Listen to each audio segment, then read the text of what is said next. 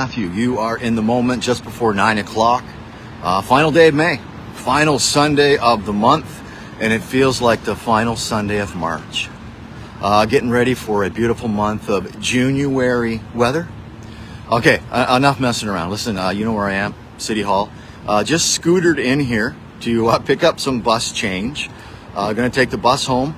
And then a bit later this morning around noontime, Jen and I, we're going to get on a bus. We're going to go to the McDonald's in Dartmouth, and we're going to meet Lynn from Hugs. We're going to pick up some care packages, some treat packages, some ponchos, and some socks, and then we're going to make our way into the Green Road encampment. Hopefully have a conversation with PJ. Andrew Goodsell is there. But I know for a fact that contractors have started to put up fencing, not the post for fencing that will be going up at the Green Road encampment. I know this is happening from both Andrew and PJ, so I'm going to go over this afternoon to the Green Road encampment and show you. I want to see it for myself. I actually want to see what is happening, and I have this feeling that there will be chain link fence there. That would be just the worst case scenario. Penning people in with chain link fence. I can't think of anything more dehumanizing than that. So we're going to go over because work started last week, just this past week. It's probably going to go on for a while. We know that encampment will be one of two designated encampments here in the HRM until at least next year. Scootering into the city, the number of people at the Barrington Street encampment is increasing. I quickly counted at least a dozen structures in total. That's the group that's there at the bus stop. More people are living down over the embankment on the path going into the city. Living amongst the knotweed is just unbelievable. So the number of people at the Barrington Street encampment is increasing. 12 structures. I think 2 of those are probably being used for storage. But no, this morning, as we're like 5 degrees, showers in the forecast for today, that people, hundreds, thousands of Nova Scotians, thousands of Canadians are sleeping outside, waking up outside this morning. So, gonna go home, gonna get ready to go back out this afternoon, pick up those packages from Lynn, distribute those, and back to work tomorrow. So as I sit here on this final day of May, the 31st of 2026, this is an open invitation to the mayor, Andy Fillmore, and any one of the councillors. If at any time you want to contact me or Mariah Baker, Andrew Goodsell, PJ McKay, they would more than likely love to give you a tour of where they call home. So I would appreciate that. I know there are people who have been advocating their entire lives. I've only put it on video here since August of 2022. So coming up on a very disappointing anniversary that we can't seem to solve this. In a province with just over 1 million people, we can't look after a few thousand people. And the money that I'm going to show you that is being misspent today at the Green Road encampment, the thousands of dollars that will be spent with labor cost, material cost, when it could be going into housing. To quote Andrew Goodsell, and we'll leave it here, public housing for all. From City Hall on the last day of May, my name is Matthew, and you are currently caught up in the moment.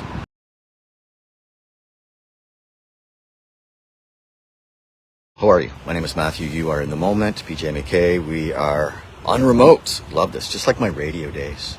On remote. Of course, back in the mid-90s, I wasn't visiting designated encampments, which is where I find myself today. Off camera, Jen, Mariah is here. So I did a show earlier today from City Hall mentioning that I wanted to come over here just to get an idea of what's happening here.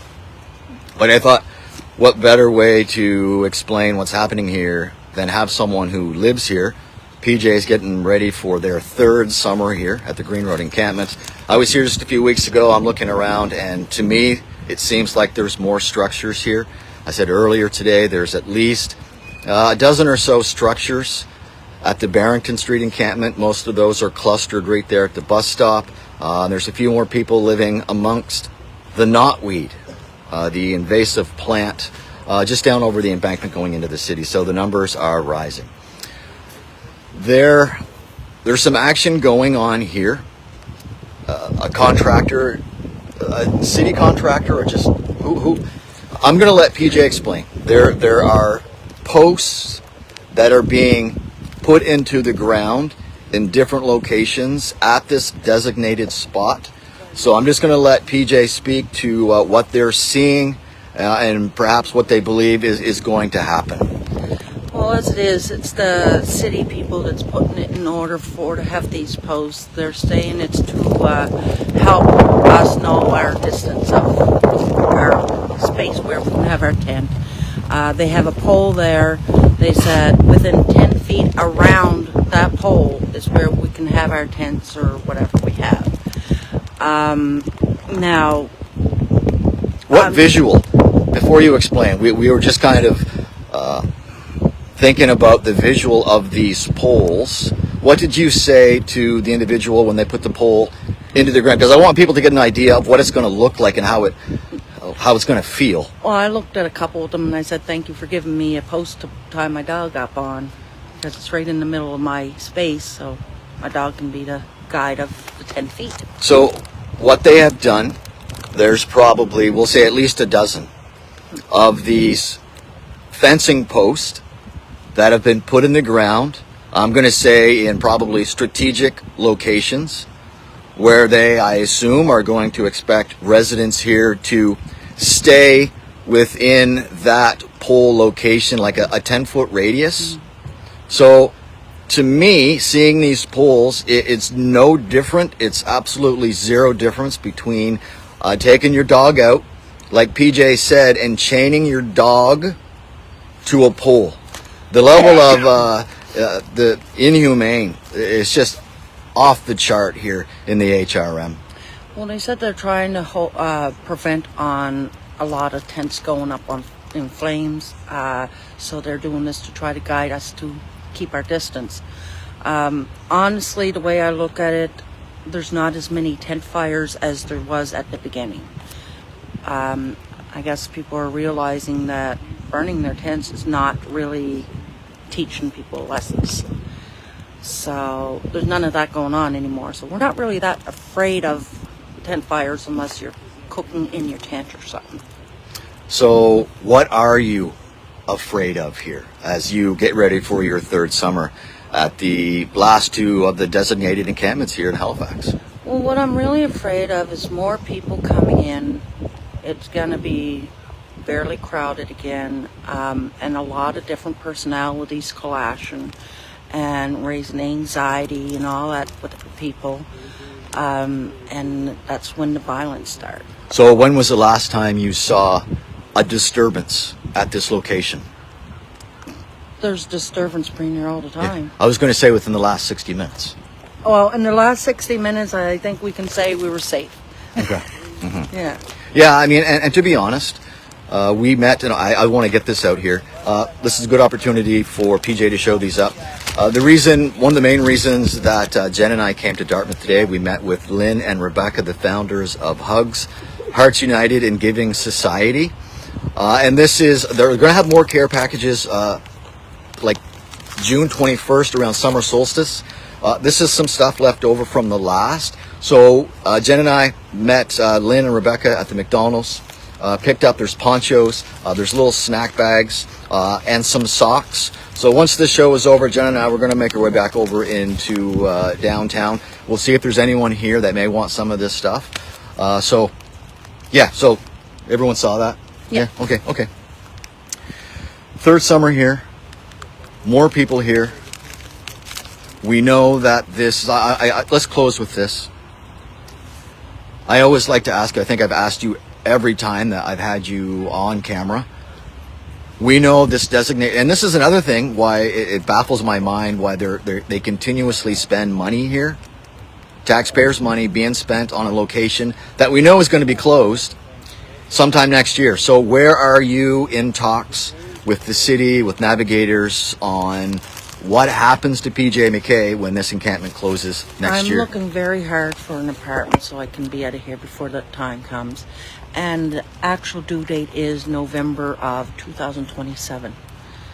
So so November of 2027. That's when this. Yes. Okay. Okay, I did not know that. Okay, so you're hearing that from city officials, or I've actually looked it up on Google. Okay. And that's what I found. okay, Yeah. interesting.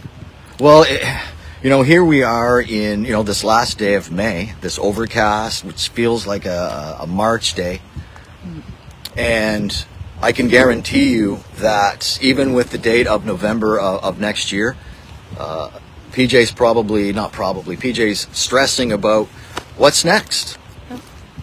So let's just put this out there. If you can help PJ, by all means, leave a message, private message me, get in touch with PJ. They're on social media. Yeah. I have been starting to come back by just throwing some pictures out of my pets. I haven't been talking much yet, but I will come back, and it won't be the same as before, but I will be on once in a while. Well, I think I would ask that you, if possible, keep us updated with what's happening right here. Because just looking around right now, I kind of thought there was going to be chain link fence put up here, penning people in.